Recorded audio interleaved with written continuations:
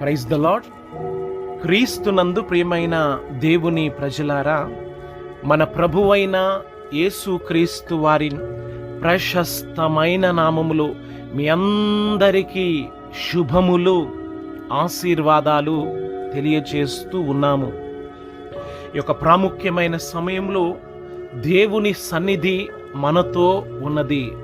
Amen.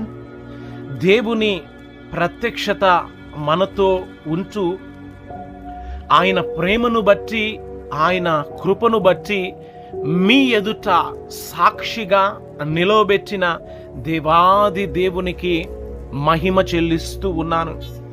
ఆయన మనల్ని ప్రేమించడానికి మనం ఏ పాటి వారం, ఏ యోగ్యత ఉన్నదండి ఆయన మనలను ప్రేమించడానికి?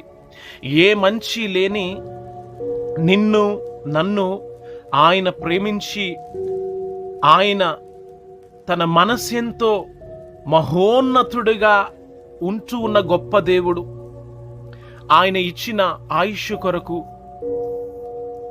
ఆయన ఇచ్చిన ఆరోగ్యము కొరకు మనము ఏమిచ్చి ఆ దేవుని రుణాన్ని తీర్చుకోలేము. కానీ విరిగిపోయి నలిగిపోయిన హృదయముతో ఒకవేళ నీవు ఉంటూ ఉన్నావా? అయితే విరిగిన మనస్సు దేవునికి ఇష్టమైన బలులు అని తెలియచేస్తూ ఉన్నాడు. Praise the lord.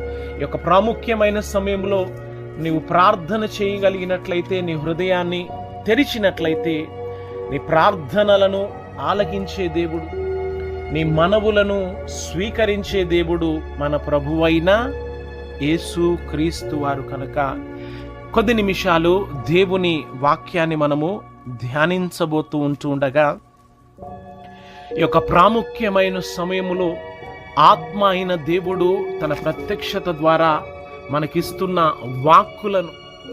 వాగ్దానములను మనము స్వతంత్రించుకున్నట్లు దేవుని వాక్యాన్ని మనము ధ్యానించుకుందాము. Praise the Lord. Hallelujah, hallelujah, hallelujah. Thank you Jesus, thank you Jesus, thank you Jesus. పరిశుద్ధ గ్రంథమైన బైబిల్లో నుంచి కీర్తనల పుస్తకము 51వ అధ్యాయము 17వ వాక్యము. విరిగిన మనస్సే దేవునికి ఇష్టమైన బలులు. దేవా,